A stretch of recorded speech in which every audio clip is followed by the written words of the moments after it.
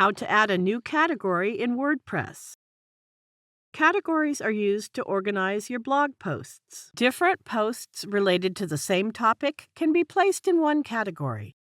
When a visitor opens a category, he finds all the relevant posts on one page, which increases the chances of him opening multiple posts. Let's see how we can create categories and subcategories in WordPress. Log into your WordPress admin dashboard. There's a menu on the left sidebar with different options. When you hover your cursor over the Posts option, it pops out more options. Then click the Categories option. Now, give a name to your category. This name will be visible to website visitors and should, therefore, be relevant to the group of posts included in this new category. Next is the slug just below it.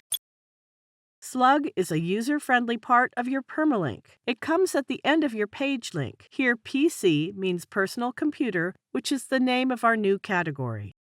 Next is the drop-down menu where we can select the parent category. We can set it as a parent category or a child category. The reason we have those is to be more organized. We can have computer as a parent category, and under that, personal computer as a child category. If you haven't decided on the structure and hierarchy of the categories, you can leave it for now by setting the parent category as none and changing it later.